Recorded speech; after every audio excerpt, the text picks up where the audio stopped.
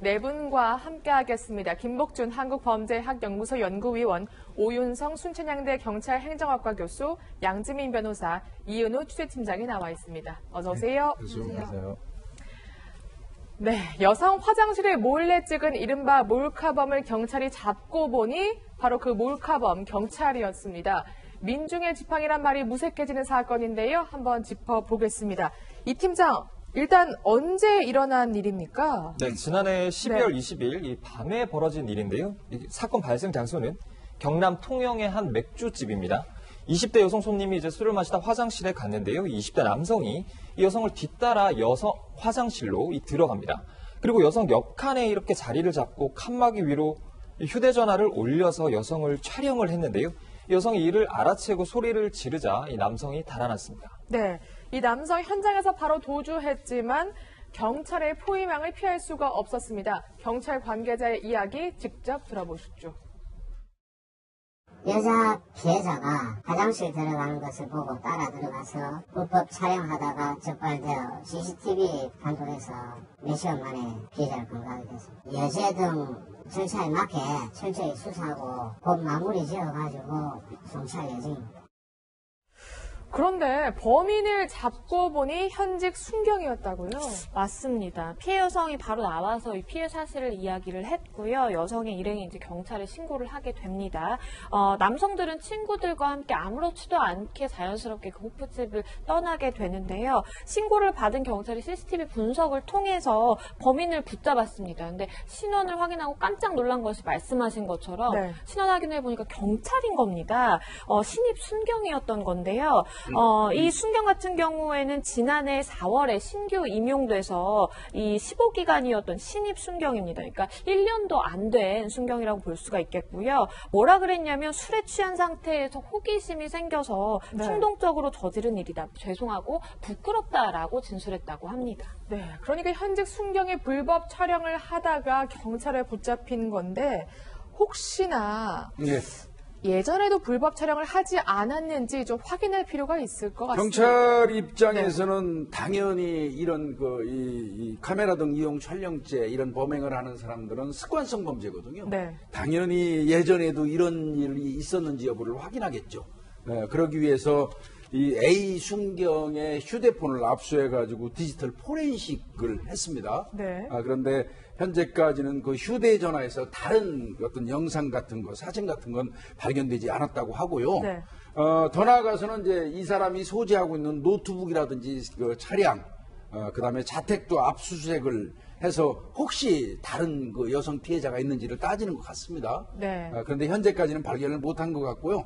아마 이번 주 중에 이 그 순경에 대한 그 신병은 검찰로 넘길 것 같습니다. 네. 현직 경찰이기 때문에 더욱더 경찰이 철저하게 수사를 하고 있는 것으로 보이는데요. 아마 이제 경찰 생활은 더 이상 못하겠죠? 글쎄 이제 좀 더 두고 봐야 될 것 같긴 합니다만 일단 그 이 현직 경찰관이니까 형사처벌하고는 별개로 또 다른 이제 조치가 이루어졌습니다.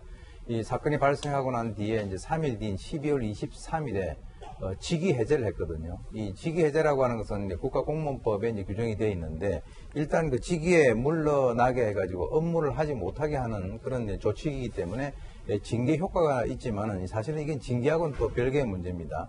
그래서 지금 그 형사 사건에 만약에 이제 기소가 돼가지고 나중에 이제 그 법원 판결에 따라 가지고 임용 결격 사유에 해당이 되는지의 여부를 보고 만약에 그것이 이제 그 문제가 없다라고 하면 다시 직위를 부여할 수도 있고 그리고 거기에 해당이 된다면 당연 퇴직을 하는 그런 상황이 되는데 현재까지는 지금 일단 그 직무에서 배제를 해가지고 네. 업무를 할 수 없도록 해놓고 지금 제가 볼 때는 형사처벌 받는 거와는 또 별도로 아마 경찰청 내에서 또 어떤 그 징계 절차가 다시 이루어지지 않겠나라고 하는데 뭐 제 개인적으로 봤을 때는 이 그 경찰이 저런 행위를 했다라고 한다면 경찰을 더 할 수 없도록 업무를 할 수 없도록 해야 되지 않느냐라고 하는 생각입니다. 그건 아마 일반 국민들도 그런 생각을 갖고 계실 거라고 봅니다. 그렇죠. 특히 더 임용 1년도 되지 않은 신입 순경이 이런 일을 저질렀다는 면에서 사실 1년도 안 됐다라고 하면 누구보다도 열정이 가득하고 그렇습니다. 뭔가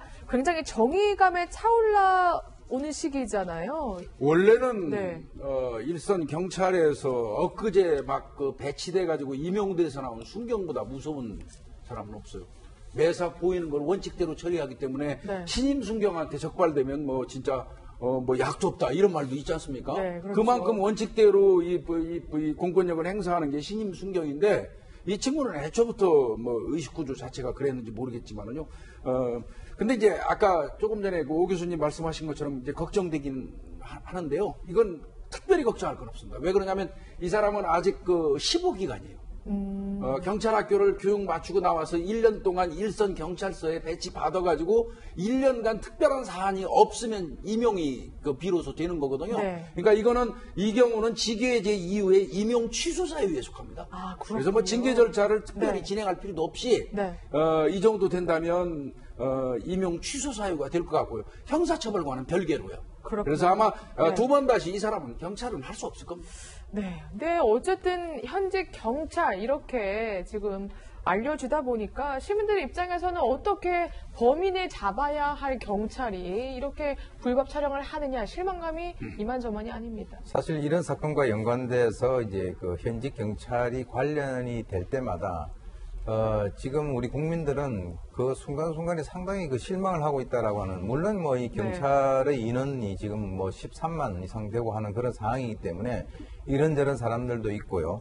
또 특히 이제 그 자신만이 갖고 있는 그 개인의 어떤 성적 취향이라든가 이런 것들이 있긴 있습니다만 적어도 이 경찰관이라고 하는 이 직종은 그런 사람들에 대해서 그 발본색원을 해서 국민들의 어떤 그 불안감을 해소시켜주고 생명과 신체 안전을 보호를 해줘야 되는 그런 아주 특별한 그런 직종입니다. 네. 일반 공무원들하고 또 다른 직종이에요. 그래서 경찰 공무원을 따로 이제 그 모집을 하고 하는 그런 상황인데, 글쎄요. 지금 제가 볼 때는 뭐 이런 일들이 지속된다라고 한다면 경찰을 바라보는 어떤 시선이 상당히 싸늘해지고, 그리고 네. 어떤 믿음이 점차적으로 신뢰가 떨어질 가능성이 매우 크다라고 하는 그런 점에서 정말 그 경찰 조직 자체에서는 그 구성원들에 대한 어떤 감독이라든가 관리 이런 것들에 대해서 더욱 신경을 써야 되지 않나 이렇게 생각이 됩니다. 이 한 사람 때문에 열심히 뛰고 있는 다른 경찰관들이 그렇죠. 정말 애꿎은 피해를 당하고 있는 것 같습니다. 이렇게 어떻게 좀 막을 수 없을까요? 이거 매번 이렇게 한두 번씩 툭 튀어나오니까 정말 안타깝습니다. 이게 네. 이제 결국은 제가 뭐 저도 수도 없이 경찰청에 건의도 해보고 좀 아쉬운 거는 2018년 4월 임명이면 네. 아마 제 강의도 들었을 겁니다. 예, 한편 그 책임감 같은 것도 제가 무겁게 좀 느끼게 되는데요. 성인지 감수성을 측정하는 방법이 아직 개발이 안 됐어요. 아, 그래요? 그래서 경찰관으로 입직할 때 이거 성인지 감수성 측정 방법 같은 것도 좀 개발을 해서 적용할 필요가 있을 것 같고요. 무엇보다도 교육 기간 중에는 그 성인지 감수성 관련된 어떤 이수시간제, 목표 뭐 할당제라든지 이런 것도 좀 진행해야 될 것 같고요. 저는 제 생각은요, 배치되고 난 이후입니다. 배치되고 난 이후에 뭐 이제 뭐 늘 하는 얘기가 뭐 직장 교육 같은 거를 강화해서 예방을 해야 된다는데, 이거는 뭐 물론 효율적이긴 합니다만 100%는 아니라고 보고요. 제가 꼭 저 한때 구성원이었던 사람 입장에서 말씀드리면, 우리들 누구보다도 잘 알잖아요. 나하고 같이 근무하는 동료가 어떤 성적 취향을 가지고 있고 어떤 성향을 가진 거는 옆에서 같이 근무하는 동료가 제일 잘 알아요. 그렇겠죠. 조직을 위해서도 그렇고요. 네. 이런 경우에는 과감하게 내부에 그 보고할 수 있는 네. 내부 시스템을 개발을 해야 돼요. 네. 이거는 아마 좀 활성화시키면 효율적으로 막을 수 있다고 생각합니다. 네, 알겠습니다. 중요한 대책까지 조금 지적해 주셨습니다.